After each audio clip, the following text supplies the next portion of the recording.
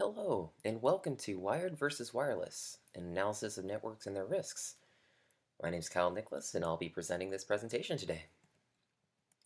Now, in order to understand networks better, we will start by analyzing them from their differences in the OSI model.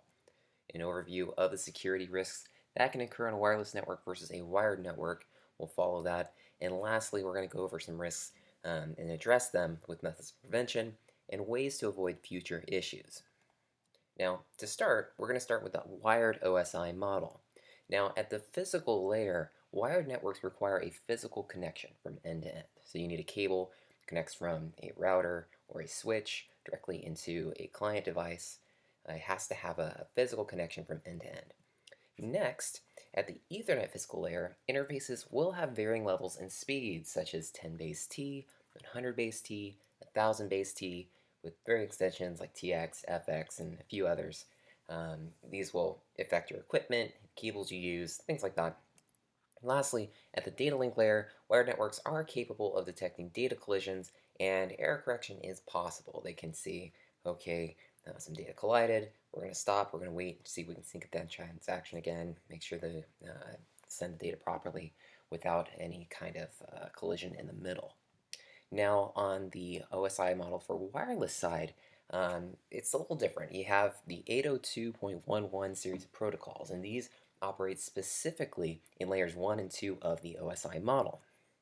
Now, the physical layer frames are converted to analog signals and broadcast from an antenna. So the physical layer, it's taking those data frames and it's actually converting them to a wireless signal, an analog signal. And these signals are picked up and deciphered from the analog frequencies into a digital signal at the other end. So it's picking up that analog frequency, converting it, so that way the devices can use it. The physical layer has two sublayers. You have the physical layer convergence procedure, PLCP, and the physical medium dependent, PMD. At the data link layer, unlike wired networks, collision control is not easily enforced. It can only attempt to be avoided. Wireless signals are just kind of propagating through the air. You can't really stop them.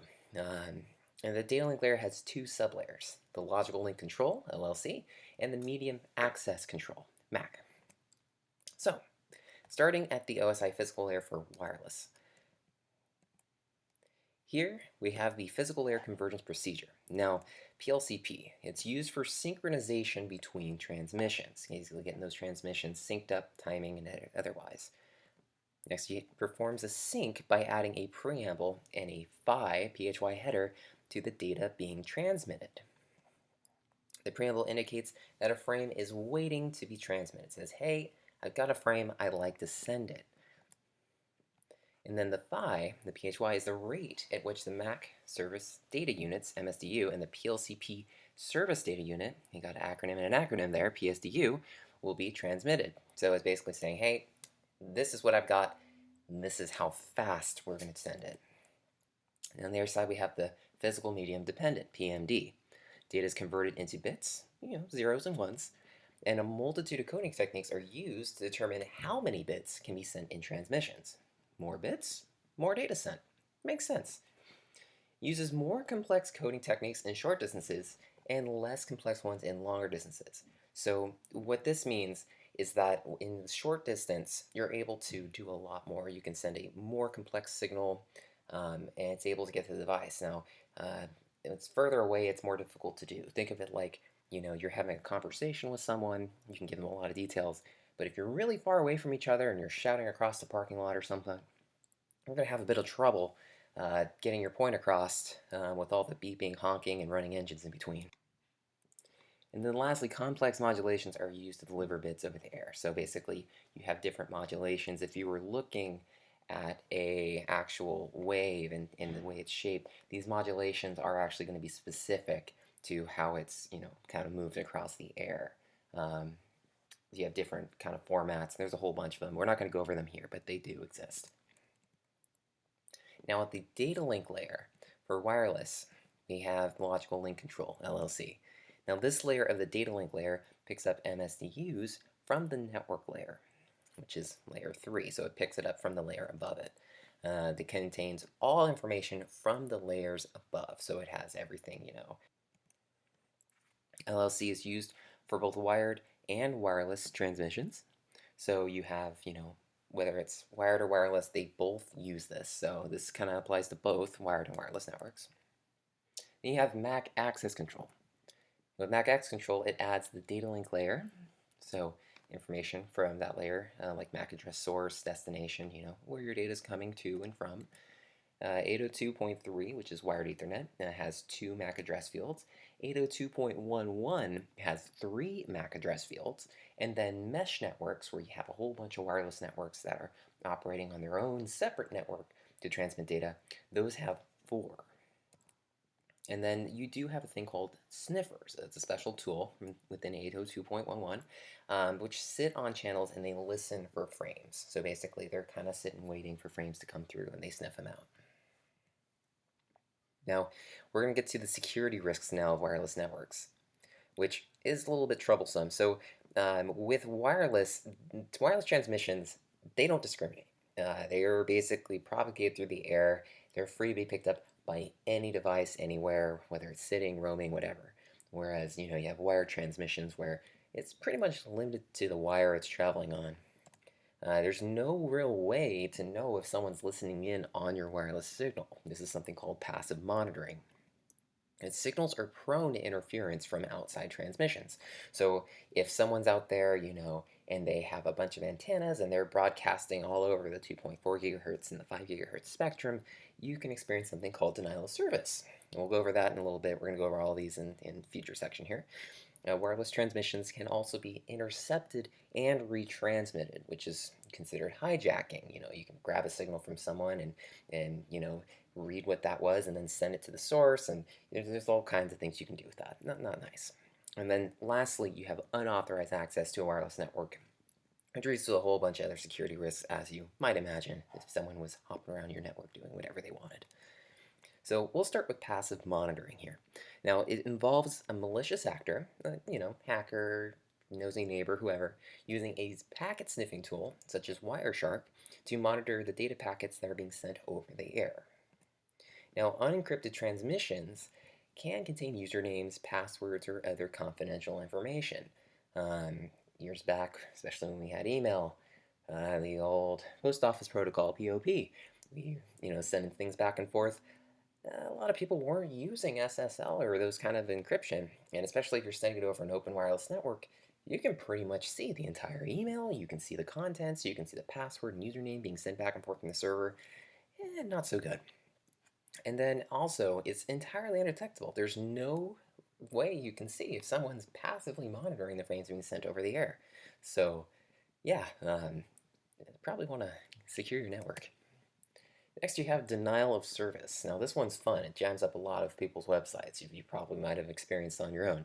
Now, experience occurs when a network is either jammed with an interfering transmission or via a device on the network flooding the network with packets. So you could either have someone sending out a signal, blasting it, all over the 2.4 and 5 gigahertz spectrum, just really mucking things up, making collisions all over the air, making it really difficult for antennas to determine, oh, is this a good signal? Is this a bad signal? I don't know. And suddenly, nobody can connect. And of course, you also have the possibility where if someone is connected to the network, they could flood it with packets, just add a whole bunch of unnecessary network transmission, and boom, suddenly no one can connect, no one can do anything. So it causes interruptions to business operations and can bring your network down. Not a good thing. And then, of course, it will prevent devices from connecting or communicating. So if an attacker is going nuts on your network and they're the one transmitting all these frames and doing all this crazy stuff, then suddenly they have a little bit more leverage than you might. And we'll get to kind of combating that a little later. Next, you have hijacking. Not fun. A malicious actor is using a computer or an access point to intercept the packets being sent between a client and an access point. Now, basically that means you've got a guy in the middle, man in the middle attack, where you kind of have someone who's getting your frames, reading them, and then sending them off their destination, getting them back, reading them, and then sending them back to you. Not great. It can be used to intercept data without detection, or even hijack a session, especially if you have, let's say, a username and password being sent. Suddenly they can take that username and password, log into your server, and raise some hell. Next, you have this usually seen over public networks, coffee shops, airports, unprotected networks, really easy to do. You create a second network, and then it's indetectable from the first. People connect to it, and yeah, you have a lot of your traffic stolen away. Lastly, you have unauthorized access, and this is essentially anybody who joins a network that's unprotected, could be that's not unprotected, I should say, can be considered an unauthorized user. Basically, when you have someone on your network and they have the username and password and they're just roaming around doing what they want. They can either get it just by maybe over the shoulder grabbing a password, maybe it was written down somewhere, maybe they overheard it, or maybe they just cracked the password protection somehow. Maybe they ran a brute force attack, just kept trying different passwords until suddenly they got the right one, they're in, and they're going to do whatever they want. They're going to roam the network, look for secure data or ways that it could potentially damage your network. So now we get to mitigating these issues, this wireless risk, which luckily there's plenty of ways we can do so. So we will start here with prevention and proactivity. So essentially, keep an eye on your network, follow up with current standards, keep your self-informed. Maybe a wireless protection is no longer valid. Maybe there's something that's changed recently. Maybe there's been firmware that had a hole in it that suddenly allowed people to jump in and attack your network. Things like that are really important to stay on top of for network administrators so they don't find themselves in a bind later. Next, strong encryption should be used for all wireless access points, such as WPA2 Enterprise, which honestly I know there's been a lot of word of hacking being done in this area of WPA2, especially in WPA2 Personal and other ones. Enterprise works, but I know there's other protections out there. It's up to you and your network. And we'll get to other ways you can protect on top of that, which a lot of companies are moving to, such as VPN. Now, wireless access points are another big one. They need to have the range limited and inside the building if possible. A lot of companies will have these wireless access points sitting around the border of their building, in offices or rooms, and the signal escapes the building. It gets into the parking lot. It gets, to if there's buildings above. Now, the problem with that is if you have people sitting in your parking lot, you see people sitting around the building, they can see the network, they can try to access it. You got to protect that. One of the things you can do is you can absolutely try to minimize the leakage of that network, keep it within the building, reposition your access points. You can try to install insulation. The problem with insulation is that it usually interferes with cell phone antennas. So if someone's relying on an LTE signal or a cellular signal for getting calls outside of the Wi-Fi, then that can cause problems. So that's another one to keep in mind. Now, outside access to a network, or even over if you have like a public network for the office, let's say for visitors or otherwise, a lot of companies, like I mentioned before, are requiring the use of a VPN, which stands for Virtual Private Network. It essentially tunnels the connection securely, basically from end to end encrypted, to make sure that the connection itself, even if it is sniffed out, the packets cannot be read, they're encrypted. It's usually something that's good to have, though it can impact performance. So a lot of companies might keep that in mind. It just depends on your particular use. Now, networks should be monitored for new devices joining. And this is kind of the job of the network administrator. Usually there's bits of software and tools. Sometimes even networking hardware has tools built in that can let them know if new devices joined, if there's kind of some like unexpected effect here.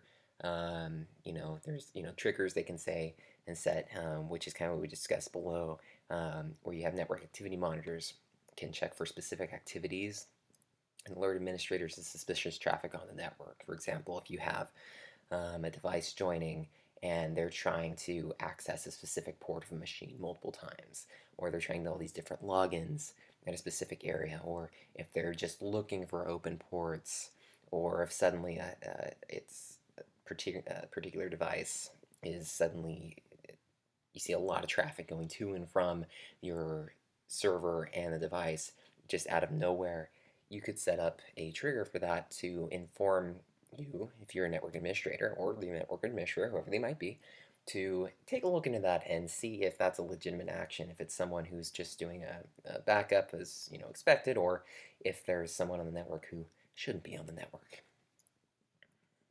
But I want to say, overall, networks are pretty easy to secure as long as you keep proactive and up to date on everything, and keep an eye on things. It's not impossible to reap the benefits of a wireless network and have to kind of forgo ourselves to the caveman days and stick with nothing but wired devices. We're pretty far past that. But again, I want to thank you so much for coming to my presentation. My name was Kyle Nicholas, and hope you all have a fantastic day and secure those networks.